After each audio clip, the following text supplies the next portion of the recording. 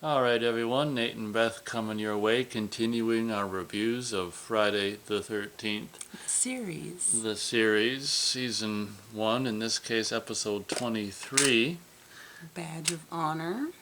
by the name of Badge of Honor. And before we get started, I want to say that I've got like 6 AA batteries that I use for a kill count, and this one exhausted, used up all the 6 batteries, and then I think there was 3 or 4 more kills, so that'd be 7, 8, 9. There might be 10 or more kills slash deaths in this episode, so I wanted to start that off on a good note. That's one good thing to say about it, but honestly, that might be, after watching the whole thing, the only good thing to say about it. Yeah, this was one of my least favorite ones. It tried to do this stupid Miami Vice stupid cops and robbers thing. The director, I would imagine it's the director's idea to have like every scene just flooded with smoke and bright, and it just looks stupid. And I guess that's my intro. What are your thoughts about this episode? Well, it started out kind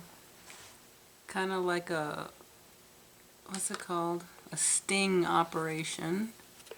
And started out pretty intense, but then it fizzled out. It kind of fizzled out for me.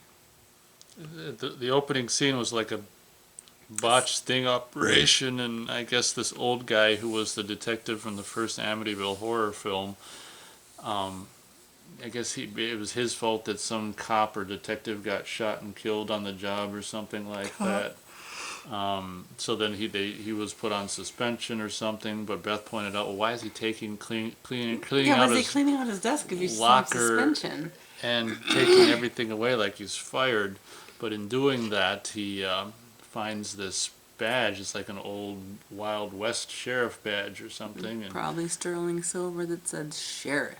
for the record, I did guess that this episode would be about a badge, hence the title Badge of Honor, but there was never any mention about it being the cursed item at all. But That's we just true. assume it is, obviously. Every episode has one.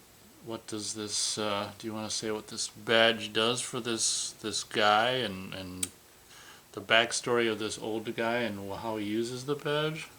Well, it's more like a vendetta device.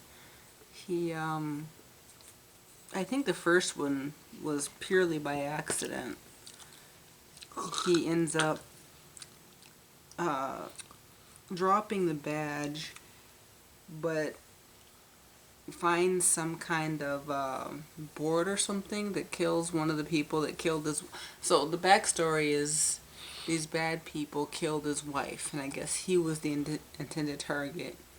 So With a car bomb. with a car bomb, which we find out in a dream sequence. But so after the dream sequence, that we find out this detective's wife gets killed in a car bombing and was probably intended for him.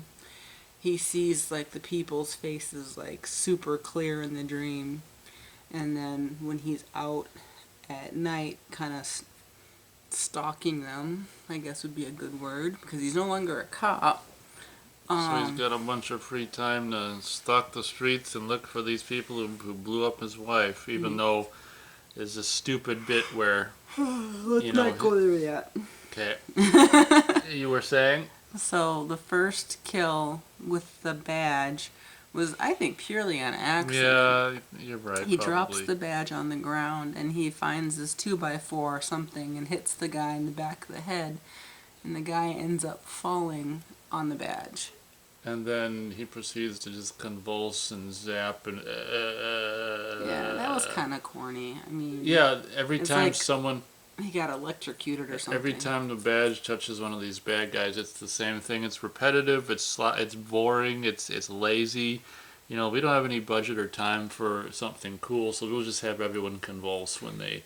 I guess one of the cool effects is, I don't know, it like, there's this, when it touches them, it burns and explodes and it leaves the star leave shape. a five-pointed star shape, and then the badge will disappear and appear in the In the guy's hand. Ooh, big deal. So kind of lazy and repetitive in that aspect. Do we want to get into the? You can get into I'll get into it. The thing which I guessed pretty early on that he come after he got whatchamacallit. After the dream sequence, he comes running into this room filled with medical equipment and like this oxygen tent, and we basically he's talking for all intents purposes to his wife, and you never see her. And after like two of those scenes, I'm like, yeah, it's a dead corpse he's talking to. Like no one's gonna survive that car bomb, and Yeah.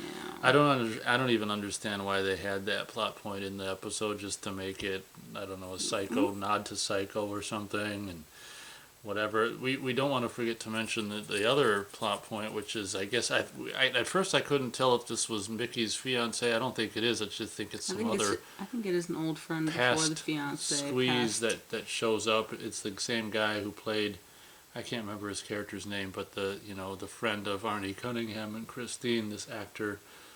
I can't remember the character's name in Christine. Yeah, but Arnie's buddy, jock buddy, that ends up in the cast. He plays this, former squeeze of Vicky, comes back into town and just kind of like, oh, you can stay here. God, I'm thinking about this episode, and like every scene is full of smoke. It's like, looks so stupid.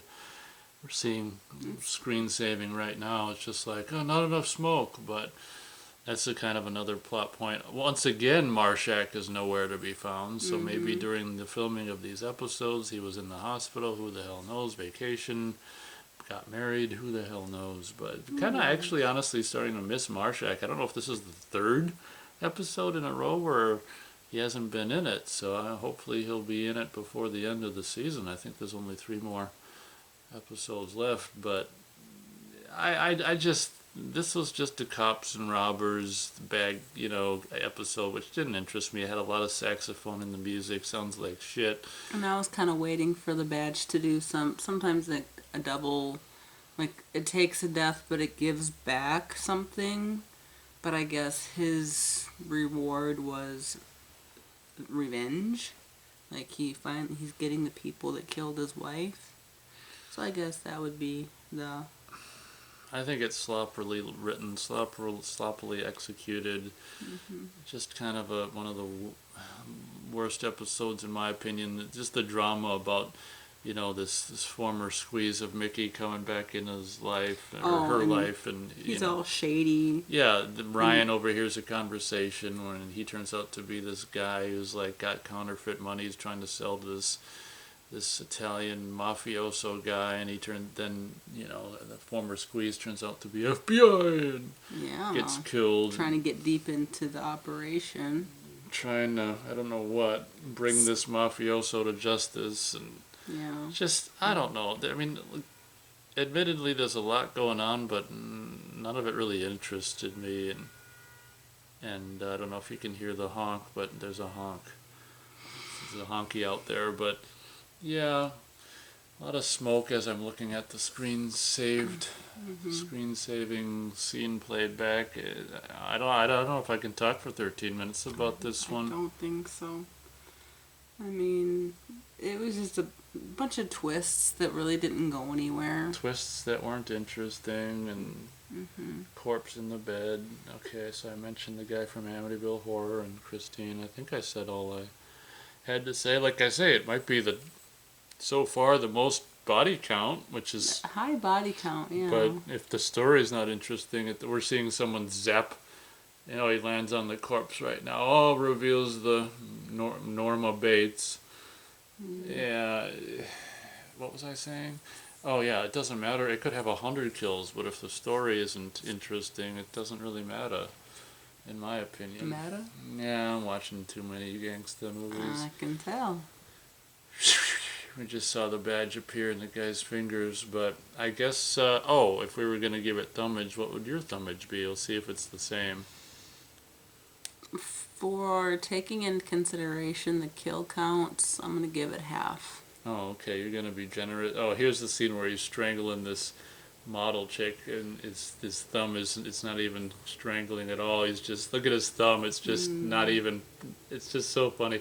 Anyway, the people that are listening can't see it. But unless they're watching unless they, and then he punches her. That's so funny. Does this badge must give him like a little bit of superpowers for his age. There he's jogging it. It's so funny. Okay. Beth, Beth gives it half of a thumb. I'm gonna give it only one quarter of a thumb. So like it's what is it, between like 7 and 8 o'clock.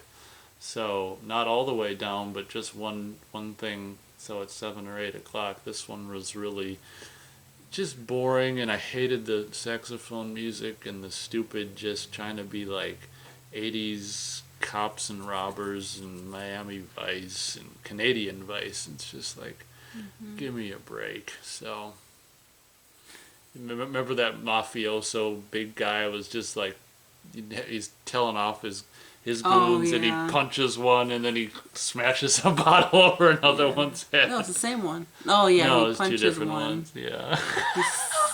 Yeah, because one decided to take a bath. He gets a bottle over his head. Yeah, I He's think supposed to be protecting something. I think he smashes the bottle over his head and says, he's like, someone better do something or other, and he smashes it over his head, and then he's like, before someone gets hurt. And it's just like, I just laughed over and over. But the reason I do give it a half a thumb is just because the first scene was pretty gory. Yeah, there's Did the- full-on squibs and gunshots. Blood on the white limousine, so that was pretty cool. Beth, But it just kind of went downhill from there. she appreciated the blood on the white limousine. I'm a gore girl. I'm sorry. She's a gore girl, folks. Well, have we said our piece on this episode? I think so. So what's the next The one? next one coming up will be Pipe Dream. Is this Opium pipe. wow. That's the first thing that comes to my mind. Okay, I'm thinking a plumber. This is going to be a plumber with a cursed plumbing tool. That's my... When she thinks of Pipe Dream, she thinks of opium, so I'm not afraid at all. Well, opium is you smoke it in a pipe and it makes you sleepy. That's the only thing that smokes in a pipe? Okay. Well, that's the only thing I could think of. The plumber thing is good too. I'm thinking a plumber with a cursed plumber's wrench for plumbing. I'm gonna stick to my opium She's pipe. gonna stick to opium pipe. Because it's a pipe and you dream. Well, and maybe when he dreams, he kills. only 20 seconds left to make it 13.